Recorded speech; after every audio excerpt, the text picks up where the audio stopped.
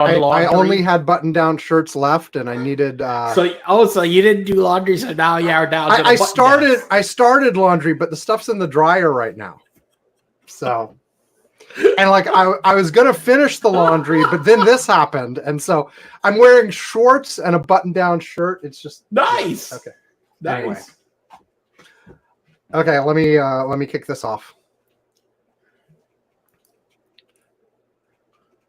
Okay, so, well, there's a whole show recorded that Yvonne and I did Friday evening U.S. time. But then Saturday afternoon U.S. time, Donald Trump got shot.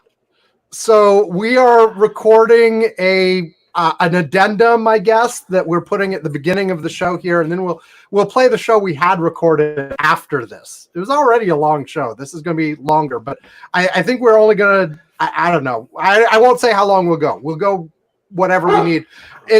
We are still in sort of the, it is about 2 UTC on Sunday, July 14th, about, what has it been, 4 hours since this happened? Maybe 5? It's been a few Something hours. Like that. Yeah.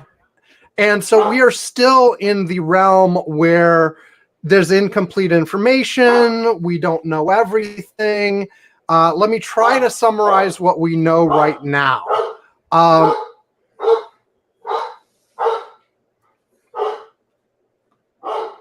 What is he barking at? Basically, what was visible at the thing at the time was, Donald Trump was giving a speech. He was a couple minutes in. All of a sudden, he grabs his ear and then falls to the ground or pulls down to the ground, something like that. And then Secret Service swarms him. A minute or so later, they pull him up and evacuate him. He does a fist pump. But he's got blood on his face. As we have learned more, it seems that there was a gunman who climbed up onto the roof of a building that was right outside of the Secret Service perimeter for this event. So it was not a roof that had been occupied by Secret Service or anything like that. Donald Trump was grazed by a bullet. The shooter was service after he started shooting. There was one sort of event attendee that was shot in the head and killed. And I've seen mixed reports yet whether there were 1 or 2 other attendees injured who are being hospitalized and treated for injuries that are fairly serious. I saw one report that at least one person was shot in the hand or arm. The last report I saw were 2 critically. Yeah, I've heard both 1 or 2. 2 was the thing I heard most recently in terms of people who are injured but not dead at this point. And I guess that's the high level. I mean, we don't yet have identification of who the shooter is. By the time you listen to this episode, maybe that will have happened. I presume that's going to happen in the next few hours, but as we're recording, we don't know that yet. My prediction almost came true. Which one? Which one? You predicted heart attack. This is quite a heart attack. I didn't predict the method he was as he would die. Oh, well, and let's be clear here too. His ear was grazed. We were an inch away from. I mean, it was like 2 inches. Listen, 2 inches to the right, and he was dead. Yeah. Yes, and we would be having a different conversation right now if that had been the case. Even as it is, this is, in this particular scenario, you have photographs of Donald Trump emerging triumphant from the assassination attempt. And this is going to be all over the RNC over the next week. You've got a whole bunch of Republicans basically saying, hey, this is because of all the Democratic rhetoric about Donald Trump being a danger to democracy, all this kind of stuff, which, To some degree, I understand, right? No, I don't. No, I don't, because they have been threatening violence against those that oppose them from day one. So look, you can't go around and tell that you're going to round up all these people, that you're going to jail, you're going to do what you have promised violence. Okay, you've promised bloodshed. And then then go and like turn around and say, "Oh, you see, you guys, well, yeah, all I mean is that if someone truly believes that Donald Trump is an existential threat to American democracy, it is not a big leap to say, well, you by any means necessary, you have to fight that. Okay. You know? Look, here is the thing: is Donald is he such a threat? Yes. Is that the right way to try to end this threat right now? No. I think it makes it worse. Like it makes it worse. Yeah, it makes it worse. Like I mean, that was what I was like. Damn it, man! I've said this repeatedly. Don't make this guy a martyr, for God's sakes. Yeah, and this scenario, you essentially make him a martyr without actually killing him. You know, and so, you know, later in the show that you're going to listen to, we talk about polls and the potential effects of the RNC and all this kind of stuff. Here's one thing about this changes everything. That's all I'm saying. Oh God, come on. Well, I don't mean permanently. I mean, I don't mean permanently. I mean, the narrative over the next week is going to be dominated by this. Look, listen. Now, I will say this. Another thing I said that was correct. I said that in 2 weeks something would happen and we completely forget about what the fuck happened at the debate. Yes. I think, most the narrative has now shifted away from Joe Biden and his issues, at least for the time being. I think this is going to dominate for at least a week, maybe two. Look, I mean, obviously, if he was actually seriously injured, it would completely upend everything. Listen, I will say, even with this, it's a couple being weeks. Serious right now. That yes, you know, we have been talking about the escalating rhetoric to violence. I mean, we had J6. Yes. Now we've had the Pelosi attack. We've had this. And honestly, I've been surprised there hasn't been more of this over the last couple of years. I mean, I thought there have been a few events. We've had Nancy Pelosi. We had Scalise. We had what's her name in Arizona? I keep blanking on Gabby her name. Gabby Gifford. So we have had a number of things. I'm just surprised there haven't been more, given how much this is. And but and look, that there hasn't. This is at that level. Let me tell you something. I was joking about you because you were saying, "Oh, is Trump going to get a boost from this?" And I'm like joking. I'm like, "Oh, well, should there be should we root for a Biden attempt on Biden?" I'm like, if that's the way this works. I mean, because that's what you're saying. Well, but the reality is, but more seriously, I'm worried that there is going to be I think Biden's life. I was telling my daughter Amy, she asked my thoughts on this like about an hour ago, and I'm like, look, these things tend to like prompt more, violence spurns violence. And so you're going to have, you already have a bunch of Republicans blaming Democrats for this, blaming Biden for this. And there was already a Democrat, there was already a Republican basically saying that Biden ordered it. Yes, no, there were a bunch of this stuff. Like this has been going around and to various levels of specificity. But you're right. At least one said that. But those statements are so inflammatory, irresponsible. Yes. And this is why you have spirals of violence. And once you have one thing happen, then you're going to have two things. You're going to be like, on one hand, you're probably going to have people saying they want to take revenge for this. Well, they shot at Trump. Now I need to shoot at Biden or maybe some other Democrats, right? Like, right. I know there are a lot of people worried about like people just taking revenge on random Democrats, like just, for at whatever levels, not even necessarily even politicians, just the guy down the street that is a Democrat, right? And so people are worried about that kind of stuff.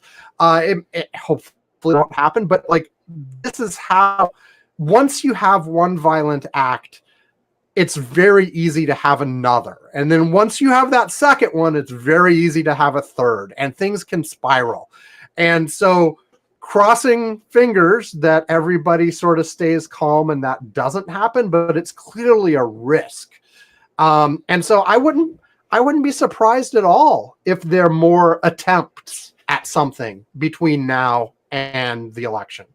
Now, an important thing to point out is we don't hear about, like, this one. It is actually, global news because it was very close to being successful.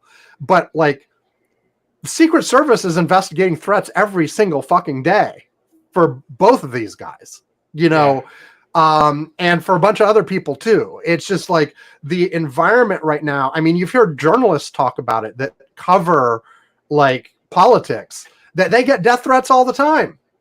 And some of them get investigated, some of them don't. We've had, SCOTUS gets threats all the time too. Congressional leaders do. You mentioned like Nancy Pelosi's husband, but like anybody. And that guy was targeting Nancy. Yeah, and anybody in congressional leadership gets threats all the time. It's like part of being in the business of politics above a certain level. And that's unfortunate, but true. And like, luckily, most of the time, it doesn't actually lead to anything, but sometimes it does. I think we would be like, if it's bad enough as it is, if Donald Trump actually had been seriously injured or killed, I think things would be so much worse. I mean, on the one hand, it's like, you'd be like, well, he was an existential threat. You sort of eliminated the threat. Isn't that better? No, because of the reaction that would happen after something like that happened. There's no way it would end up being positive. It's just like that's like, it's like textbook. How do you start a cycle of violence? And so, yeah. I don't know. The president went and gave a brief statement, answered a question regarding this very intelligently, where he was like, look, he said that he's got his own opinions, but he doesn't have the facts. And, he's going to wait to get the facts. But I mean, this is, as much as I may be making some jokes about this, I felt this really churned my stomach. I mean, this was just, it's I don't care how much I dislike him. I wasn't, this wasn't a high five moment of any kind. I mean, even if he would have been dead, I realized that that wouldn't have been, just because I predicted it doesn't mean I'm going to be happy about it. Even if I understand, I'm not. And I'm there's not a big difference between. I am not pro assassination. Right. There's a big difference between like he drops dead of a heart attack versus, someone shoots him in the head. In terms of everything that would it is because of what you said, that this kind of like a violent escalation. We've already had a significant uptick in the political violence in this nation, and this is not a good thing. Yeah, it's just not. So.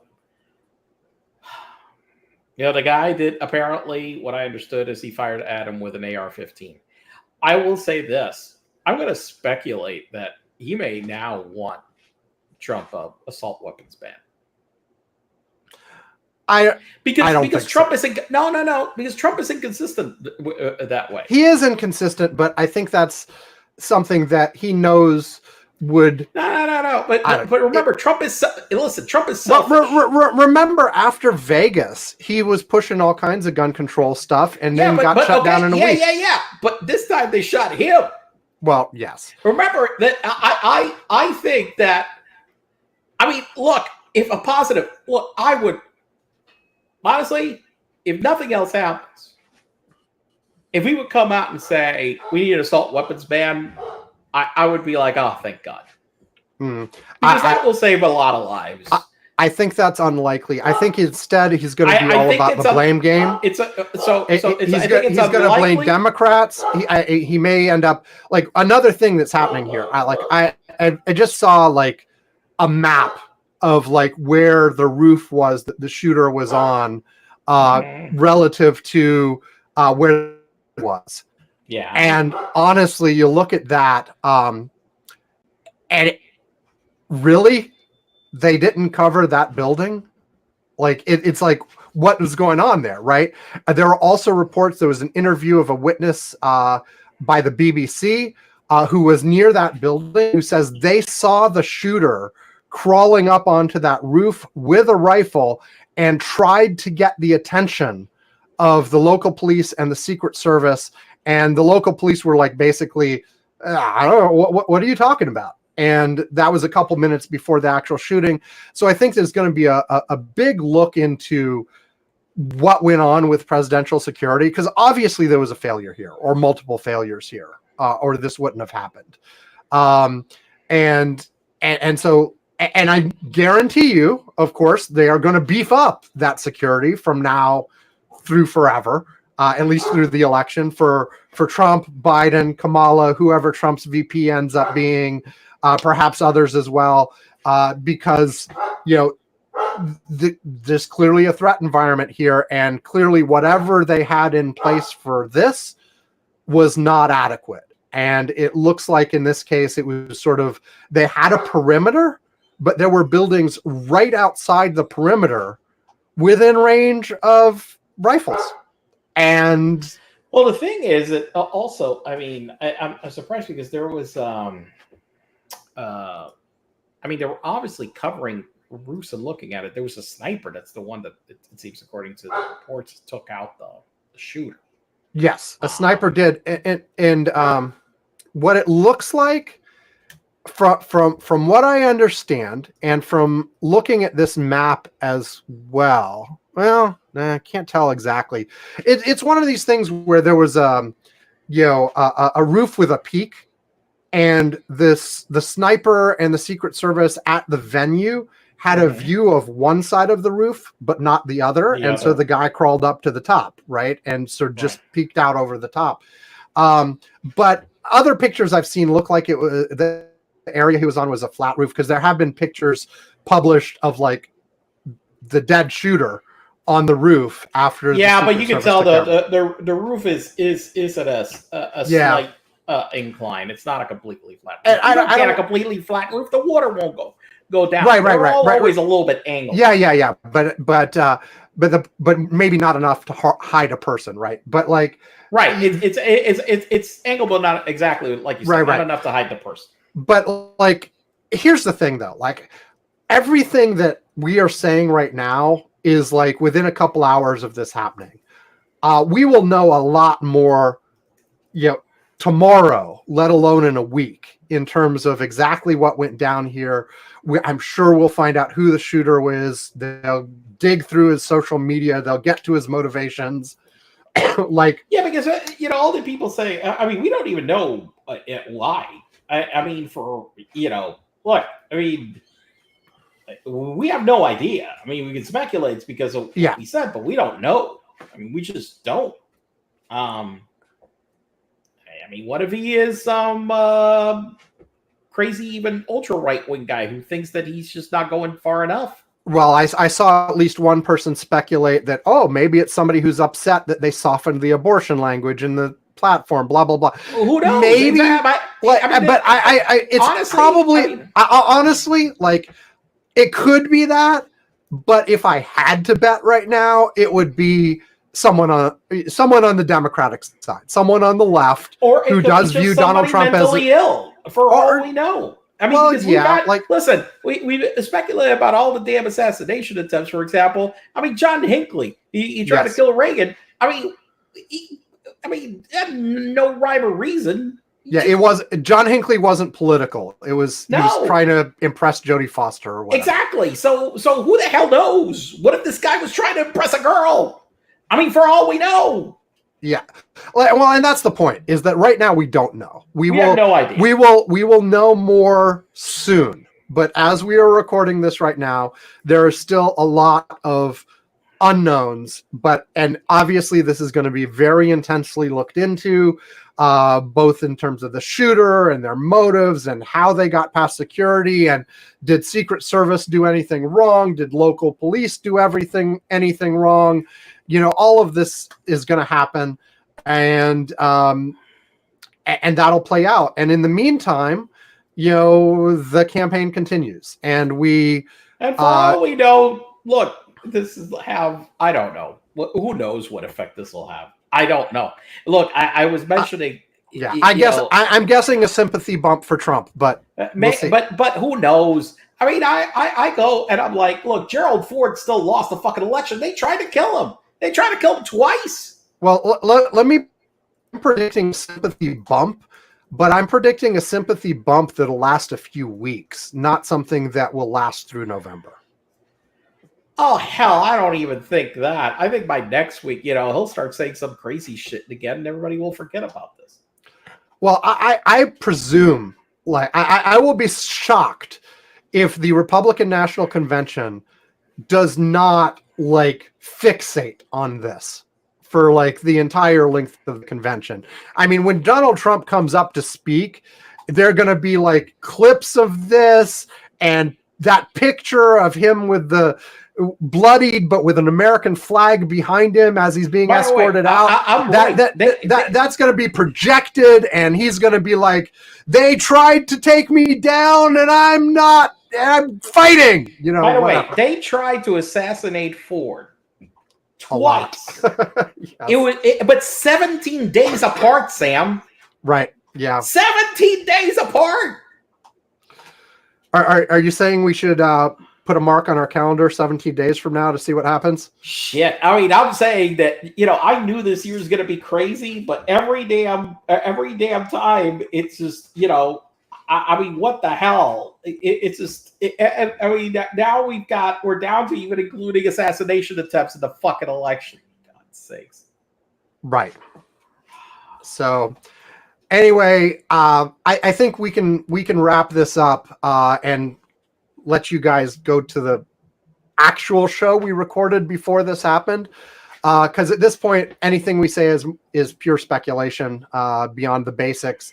By the time we record next week's show, I'm sure we'll know a lot more about what happened here, and we'll have the whole Republican National Convention behind us, and probably other developments too. Yvonne, like you said, we're in crazy times now. So. I mean, what the hell, man? Just what the fucking hell?